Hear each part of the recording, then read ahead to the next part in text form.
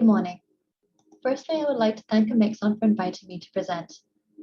Today, I would be presenting data on nanopore sequencing using the newest NanoTYPE assay from Omixon, and how this is going to impact not only the HLA laboratory in BC, where I work, but how it has also been instrumental in the move to epitope level matching in Canada.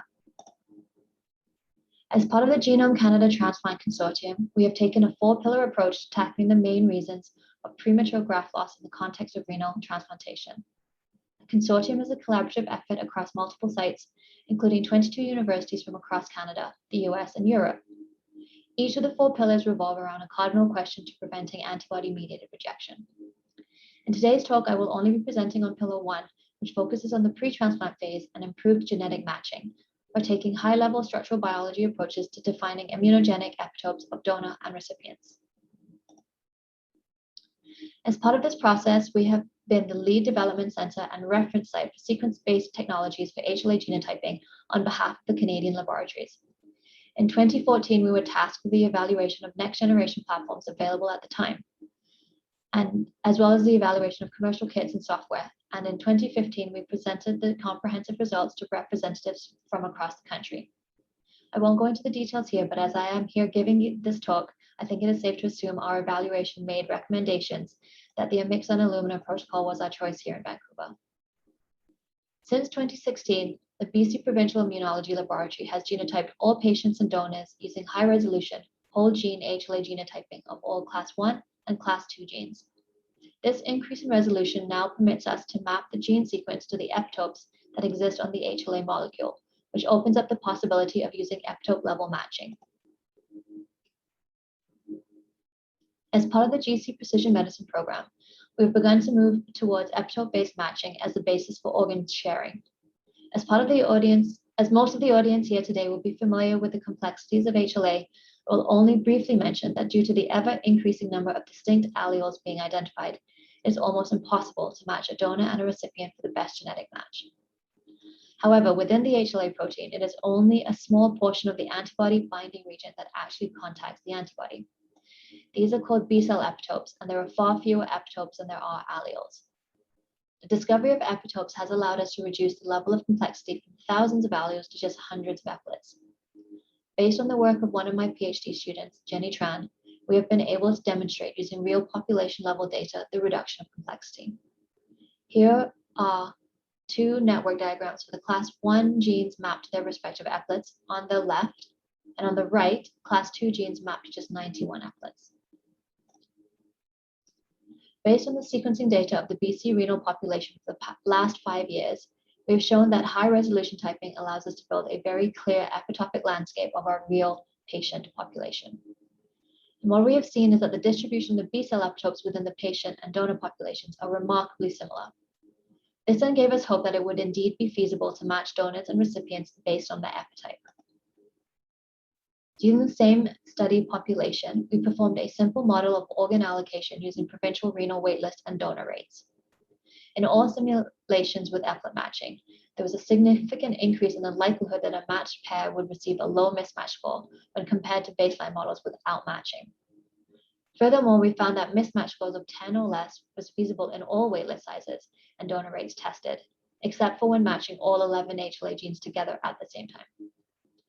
Our B-cell results have been published in a recent edition of Nature Communications Biology. We have also presented our T-cell epitope results as a poster presentation at this year's ASHI, which you will be able to access on the online platform. I will only briefly mention the T-cell feasibility poster, as this poster was presented in Monday's session. And we have now shown feasibility for T and B-cell epitope matching in Canadian programs. Our next step is to implement prospective epitope level matching within BC, with the hope to extend this as a national matching program in Canada for a world-first sharing initiative. The purpose of evaluating the epitopic landscape of our cohort was to improve matching for all. However, the key factor in mapping these epitopes is a requirement for high-resolution typing. 4-digit typing is needed to identify applets. Recipients with living donors can be fully typed using next-generation sequencing in a lab without the same time constraints as with cadaveric typings. In general, for a deceased donor workup, laboratories have about 6 to 8 hours to fully work up the donor. To this end, we have evaluated a number of ways that high-resolution typing could be achieved in this 6-hour window. One early approach was to use XR-SSO and impute the high-resolution HLA genotyping. This study will be presented as an oral presentation on Thursday at this year's ASHI, and I will go into more detail during that talk.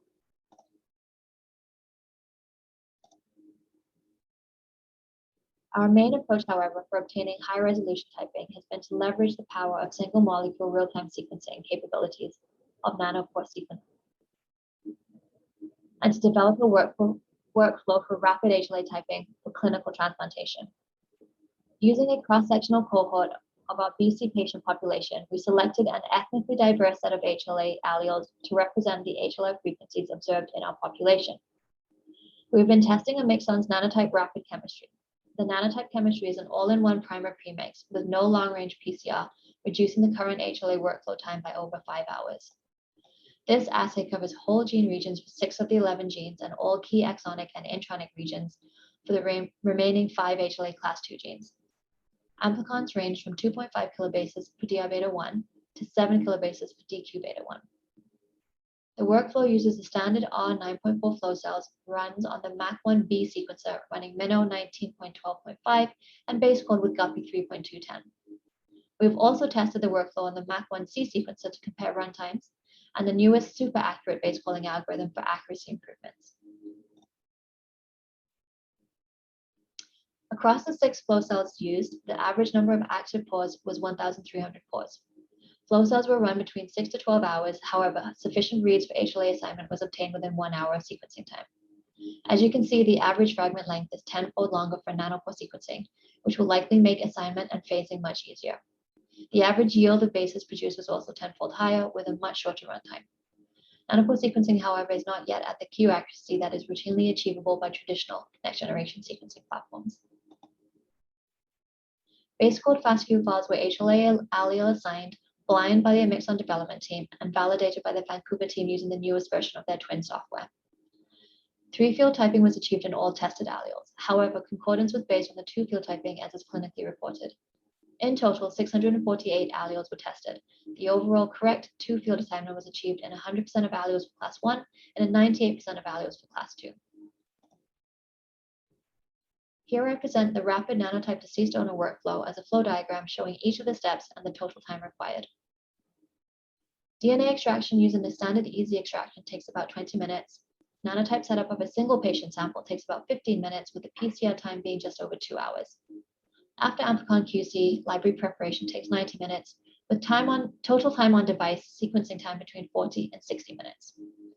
HLA analysis, including alignment, takes 15 minutes, with the epitope mapping only 5 minutes. As you can see, we have been able to achieve high-resolution HLA typing using this protocol within our 6-hour deceased donor workup time, which opens up the possibility of achieving epitope mapping for donors, thereby allowing for epitope-level matching for all of our waitlisted patients. This is still a workflow in development, but we are continuing to refine the process. Future improvements include optimization of the NanoTYPE chemistry and improvements in the twin software version 4.5. Hybrid capture approaches with no PCR amplification step would allow us to add additional genes of interest with no need to recalibrate PCR protocols. And super accurate base calling from nanopore has allowed us to continue testing accuracy calls. Flow cell updates from nanopore include the R10.3 pore flow cell. The double KMA recognition site should increase accuracy of base calls through homopolymer stretches, of which there are alleles which are known to have problematic stretches at key exons and must be resolved. We are also validating the Flongle flow cell, which will ultimately be the flow cell version used for all deceased donors, due to its smaller capacity and cheaper price point, suitable for single patient capacity. Bioinformatic improvements will also reduce workflow time. The MAC1C has vastly more GPU power, which means faster base calling and is more appropriate for an on-call workflow. And current HLA genotyping algorithms are still improving, both in terms of alignment speed and accuracy. All the data presented here today will be validated at one or more of our 13 partner sites.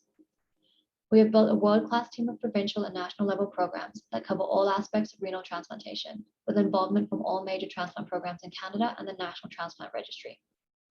Epitope mapping and rapid nanopore HLA typing has been evaluated in Vancouver and will now be validated in our partner site at the McGill Health Center and McGill Genome Center, with the ultimate goal of establishing epitope matching made feasible with nanopore sequencing and the NanoTYPE assay from Omixon across Canada.